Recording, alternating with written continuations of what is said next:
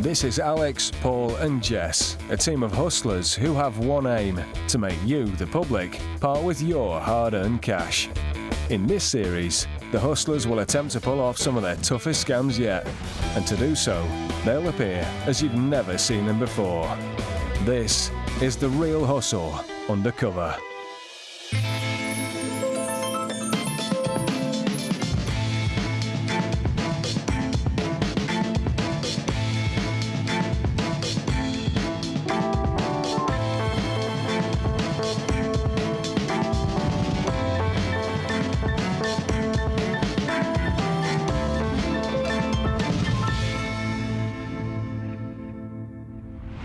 After hundreds of scams, the hustlers face the real problem of recognition, so they've had to come up with new ways of keeping their identity secret, enabling them to keep pulling off daring cons.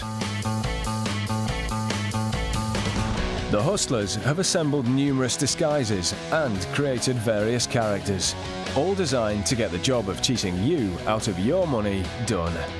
On tonight's show, this shopkeeper gets an unwanted delivery. I don't know what this is, nobody's ordered it. Danielle Lloyd gets emotional. I actually feel like I could burst out in tears right now. And charity isn't always just about giving. Oh my God. Older people on this show have been hustled for real, and after being given their money back, they agreed that the footage could be shown so that you can avoid being ripped off by the same scams.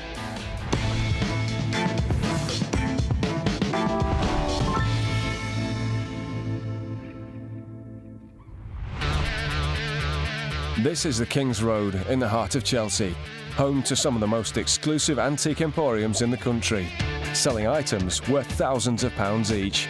They cater for a host of wealthy clients, but today they're not the only ones keen to get their hands on such rare and valuable objects. This is the surprise package. Paul and Alex are undercover as delivery men. Paul's in charge, and Alex is his Greek-speaking assistant. This red sofa needs delivering to one of the nearby antique shops. Oh, sorry.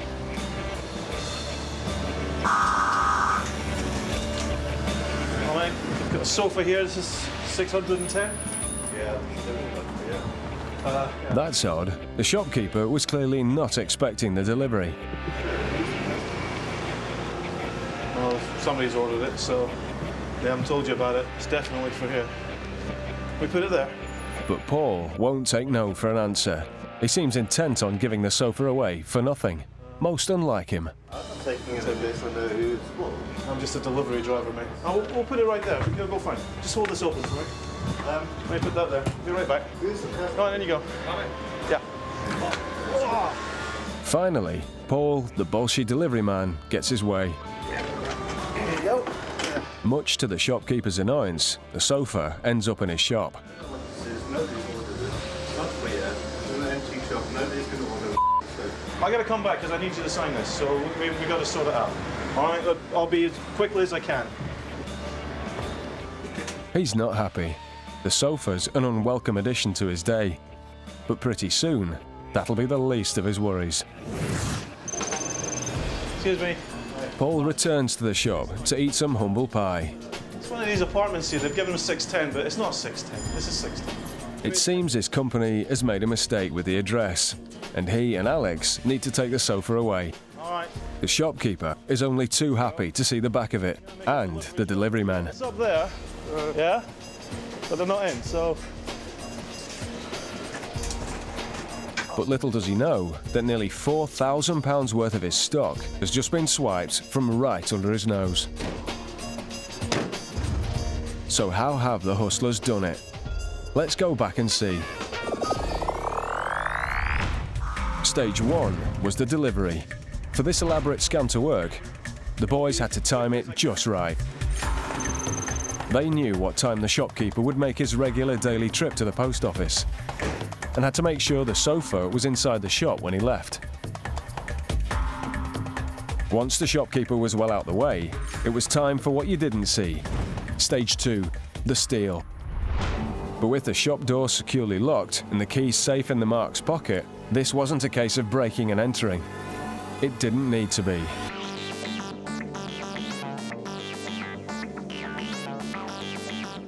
Because Jess was already inside.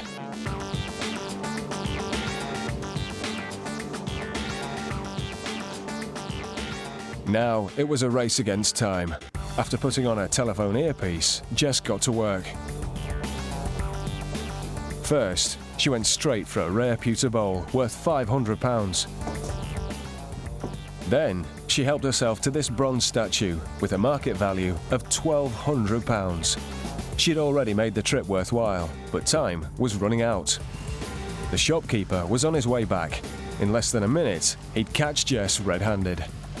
The whole scam was in danger of going badly wrong. Excuse me, sir.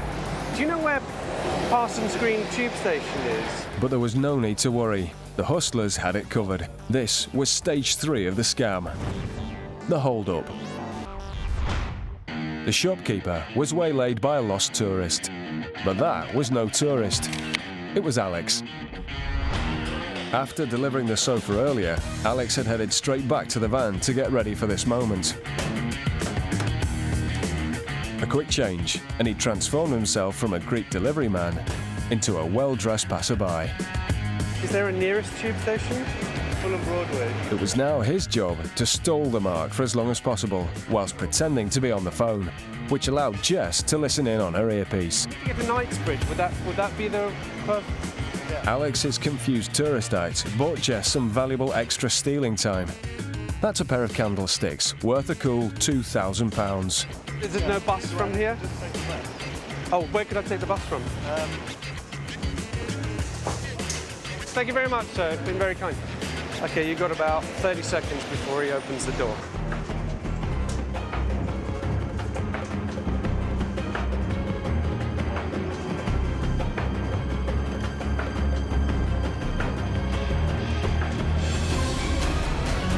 That was close.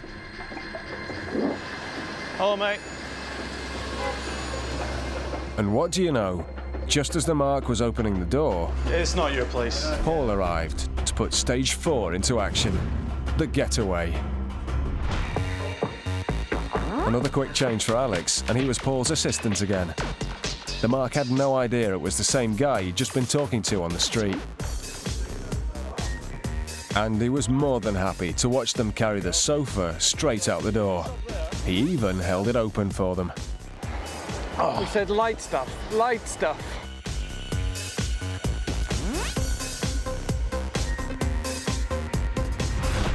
Of course, it's only a matter of minutes before the shopkeeper notices that several small but expensive items have mysteriously disappeared. But they and his precious antiques are long gone. So what does the Mark think has just happened? So I think as I spoke to the one guy at my desk, the other guy walked out with very quickly. We didn't even notice it while they were there. He's right about one thing. The theft was very quick. But how did Jess know exactly what to go for? Simple. Earlier in the week, she'd visited the shop posing as a browsing customer. Please do have a look around. Thank you very much. And whilst no one was looking, she photographed the most stealable items. Thank you. Thank you. And later, in the den, whilst Alex prepped the sofa, she and Paul identified the most valuable pieces to target.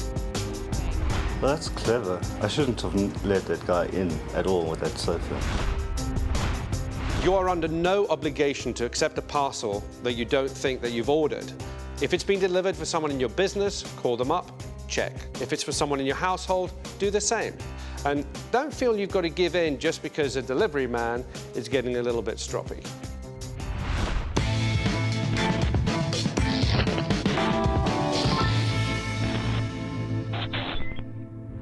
How's it going? I'm Ian. The life of a hustler is considered glamorous by some, so who better to put them right than a celebrity? Each week, Alex, Jess and Paul take a well-known personality and put them in the shoes of a hustler. I feel sick. They give you the inside track Not so bad. and learn the harsh realities of just how it feels to con the public. As soon as you see him walk away, like, I felt so awful afterwards. Oh, I hate myself now. This is the Celebrity Hustle. This week's celebrity is model Danielle Lloyd. I'm feeling really nervous, actually. I'm not good at being a bad person because I'm totally usually really honest, so I'm not sure how it's going to go. Time for Danielle to meet the hustlers and find out what's in store. How are you? I'm nervous. Oh, no. Don't be nervous. You're going to steal somebody's bag from a cafe and come back here with somebody else's belongings, all right? This scam is called Mind My Bag. It's a classic bag snatch. But a clearly worried Danielle won't be completely alone. It's going to take 3 people all working together in perfect sync to pull it off. Take a minute. These guys are going to go and get into position. You guys are ready, right? I'm ready. All right. See ya. Bye. Paul and Jess head off to get themselves into position. When they've selected a mark, they'll text Danielle to make her entrance.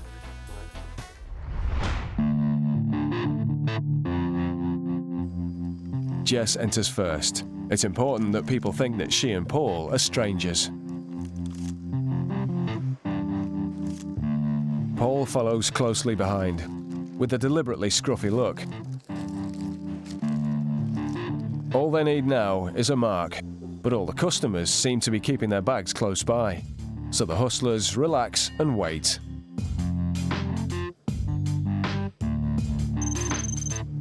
Two new customers arrive and sit nearby. This lady leaves her bag behind her on the floor. Perfect. Now she's the mark. Jess sends a message telling Danielle that the scam is on. Jess has given Danielle exact details of the mark and which table she should sit at.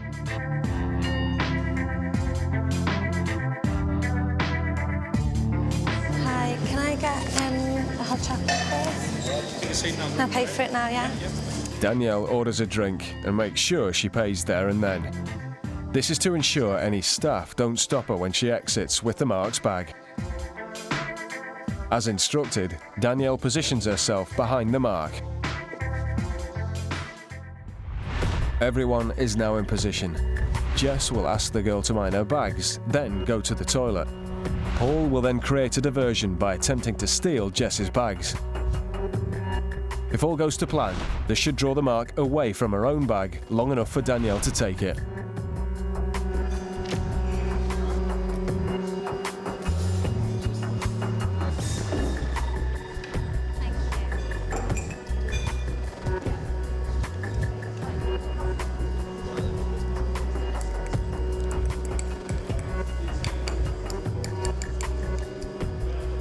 Seeing that the mark has been left on her own, Jess decides this is the perfect moment to get the scam into action.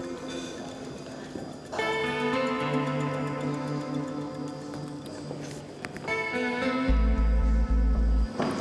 you smell my bags for me a second?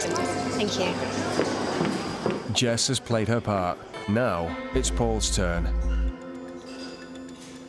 Danielle's weight is nearly up.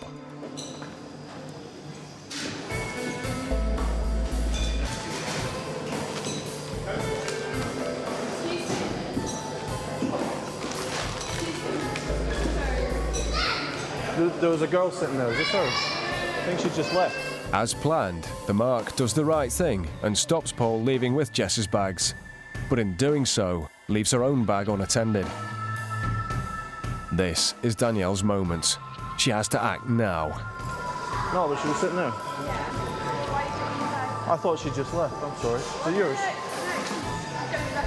Okay, I'm sorry. I'm sorry.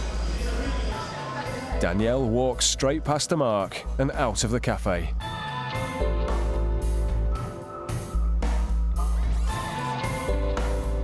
Having returned to her seat, thinking she'd performed a good deed, she discovers that her own bag is gone and has no idea where to.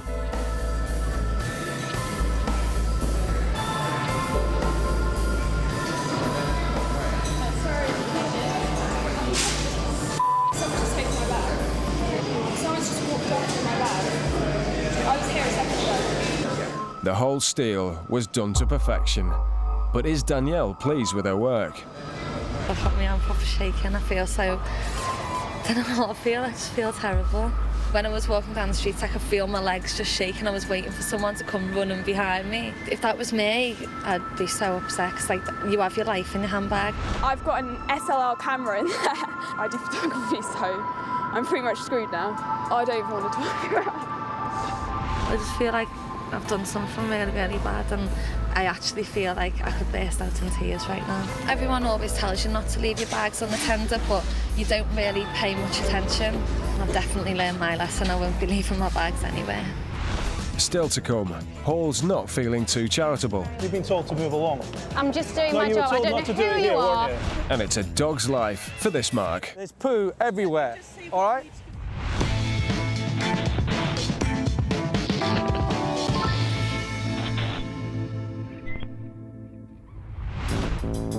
This is Carnaby Street, home to countless fashion shops to which locals and tourists flock in their millions each year. And where there's people spending money, there are plenty of charity workers trying to get a slice. But whilst the majority are genuine and above board, some aren't quite so squeaky clean. Welcome to the Give and Take. You may not have heard of TRH Animal Care, but it's a cause that Jess feels very strongly about. I just need a signature. Thank you very much. So much so that she's taken to the streets to gather signatures and any spare cash. Hi guys, can you please sign my petition to help stop cruelty to animals? Oh yeah, of course. Thank you very much. If you just sign there, that'd be great. Doesn't need 2p's or 1p's or 10p's or pounds or £20 notes or £50 notes. Yay! Thank you very much. Bye. Thanks guys, have a great day. Thank you. Excuse me. Hi. Considering that it's a charity that no one's ever heard of, she's not doing too badly. After all, no one can say no to an animal-based charity. Very much, thank you. If you've got any pennies or anything that you don't need, that would be much appreciated as well. But did Jess spend all day in the rain just to collect a few pence and some signatures? Of course not. Because she wasn't alone. Paul was nearby, keeping an eye on things. Excuse me. Hi, could you please sign my petition to help stop cruelty to animals? I just need to get as many names as I can. Is that okay? Thank you very much. Thank you. That's true. Thank you very much. Excuse me, this girl, she's going to ask you for money in a minute. I wouldn't do it if I were you. You've been told to move along. I'm just doing my you were job. I told don't not know to do who it you here, are. weren't you? Can you please just leave me alone? Let me do my job. Seriously, if I were you, I just wouldn't. I wouldn't even give her your address. Yeah, okay, I wouldn't give you your address because you've been conning people all week. I'm not asking you for your Yeah, address. I told you before. I'm really sorry. It appears that Paul has rumbled Jess for the charlatan that she is and is warning people not to give her money. But why? What a weirdo, eh? Because whilst Jess was getting people to reach into their pockets, Paul was reaching into their bags. In a split second, this lady's purse that contains her passport as well as her money and credit cards is out of her bag and into Paul's umbrella. Oh, that'd be great. Thank you. And she's not the only one who gave away more than she planned. I would just stay away from her if I were you. Her camera. I don't know who he is, just a... And just like that, the TRH charity is doing very well for itself. Oh my God.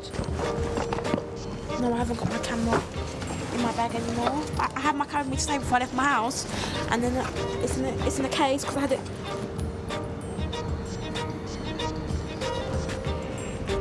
I don't have my purse. Did you have it when you left home? Yeah, because oh my God. Passport, card, ID. You think you're doing a nice thing, just helping out a charity, and within 10 seconds, not even that, my camera's gone. I wouldn't have even been able to give a proper description. All I could have said is that he had a navy blue coat on, and that is it. If you find yourself in a situation where you do become distracted, then just make sure that you're always 100% aware of where your belongings are, especially in busy areas.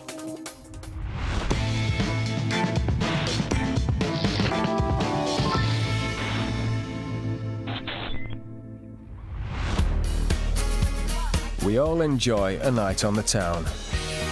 And a good night becomes a great one when it doesn't cost a penny. Here's the challenge. The hustlers are going to show you how to win drinks off your mates by using proposition bets. Yeah, all right. The prop bet makes you believe you're onto a sure thing, but of course the hustlers always have the edge, so you don't stand a chance. So watch and learn. Alex is out in a Brighton bar to see if he can win some free drinks. I've got a little challenge for you. Whoever can do this, I'll buy them a drink. Oh, okay. If you can't do this, you buy me a drink. All right, fair enough? All right. And to even prove that I can buy a drink, there you go. So look, the idea is you've got to grab that 20 from underneath that bottle. The bottle can't fall over, and you're not allowed to touch the bottle. What? Okay. Go on, Stevie, you go first. So you wait for the speedy magician sort of tablecloth thing.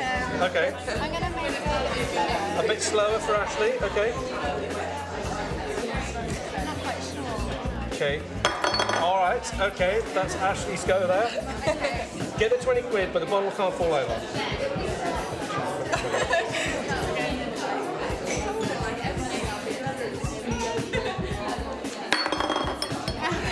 All right. Time's up. Ready to show you? Okay, hands off the table, please. £20 from underneath the bottle, without the bottle falling over. Ready? Oh! That is good. Thank you. Well good. All it takes is a simple bang on the table to make the bottle jump up just long enough to quickly pull the note out from underneath. So now you owe me a beer. Excellent. I'll put this.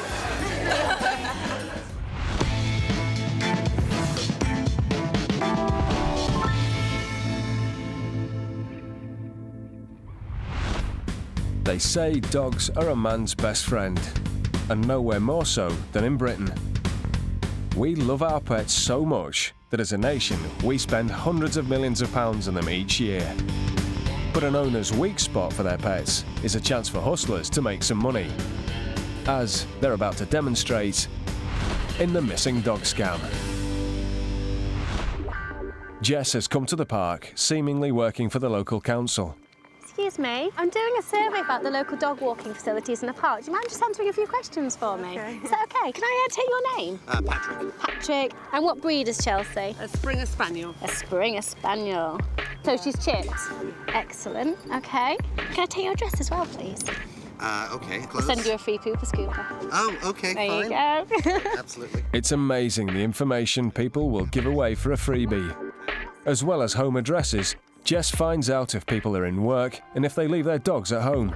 And the all-important phone number. Best number's my mobile, 0773. With all the details of a handful of dogs and their owners, Jess has all the information she needs to set the scam in motion. That's great. Thank you ever so much for your time. Have a lovely day. Okay, Thank you. 1 month later, Alex and Jess are applying the finishing touches in preparation for the hit on an unsuspecting dog owner.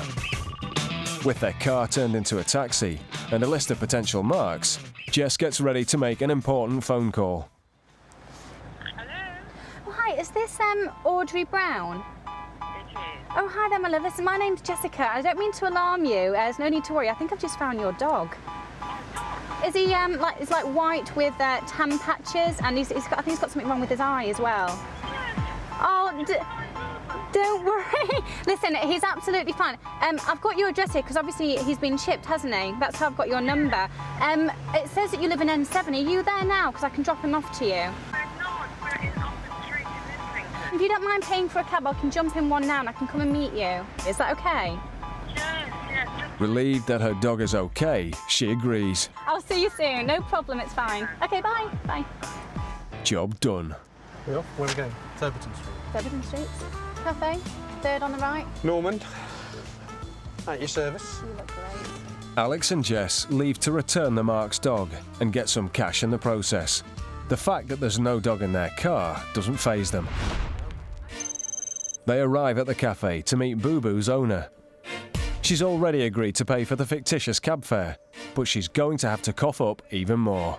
I need to somehow clean that. The little thing was nervous, though. Unfortunately, on the journey there, it seems that Boo Boo has had a little accident. It stinks in here now. Yeah, I know. Jess's pregnant appearance is an added convincer. After all, who would think a pregnant lady is up to no good? It's your little doggy. He's had a little bit of an accident. He's done a bit of a poo in the car. So my boyfriend's just jumped out with him. There was like a grass screen at the top, but the taxi driver wants a bit more money, I'm afraid. He's getting a little bit miffed off, I'm afraid. Right, well, you're going to sort this out? Yeah, I need to get these seats I'm sorry, dry but he was clean obviously just a little bit nervous, that's all. I can't pick up any rides, I can't do anything right now. Yeah. Well, how much do you want? Well, it's 30 quid to get the seats dry cleaned. And it was £20 to get here? £20 to get in, 30 quid, because I've got to go and pay this app right now. Calm down. I don't know if he's going to be coming from this way or this way, so I'm just going to walk up there. Can you just wait here? Me might be coming down here. Jess goes off to look for the dog, leaving the Mark to sort out the payment for the fare and the unexpected damage to Alex's car seat. But where's she gone? Who's paying me? I'm just going to go meet my boyfriend. Oh, are you paying me? Is that okay? So we have to pay you £50. Look, I don't take dogs, all right? And I took it as a favour. There's poo everywhere, all right? Listen, I'm not going to argue with you, all right? See what needs to be done. Here, I had to spray the whole thing with air freshener in there, but I need to go and work. So could you pay me my fare and I can go? It's all right, darling. Thank you very much. Alex got more than he bargained for with this Mark, but is making off with 50 quid, leaving her waiting for Jess to bring back her Boo Boo. But Jess isn't looking for Boo Boo or her boyfriend. She's jumping into Alex's car, and they're gone for good. It's no wonder Alex didn't want the Mark to look closely at the mess on his car seat. It was fake dog poo from a joke shop that Alex squirted into a bundle of tissues before they set off. The Mark is still looking for her dog, but she won't find him because, of course, her precious Boo Boo is safely at home where she left him. But she said the dog was in the green up the road, but I went up to the green and the dog is not there. The cab drivers were getting very angry and he wouldn't even let me look in the cab to see the poo. It might be a scam, Crystal, because she hasn't turned up with Boo Boo. At the time I was so confused and I was worried about the dog so much. I didn't even connect everything together. Once you start involving a pet in a scam, common sense, reason goes out of the window and people start thinking with their heart rather than their head. All they want to do is get their pet back. They need to stop, think, have they really got my dog? Might take a few minutes, but I'll wait.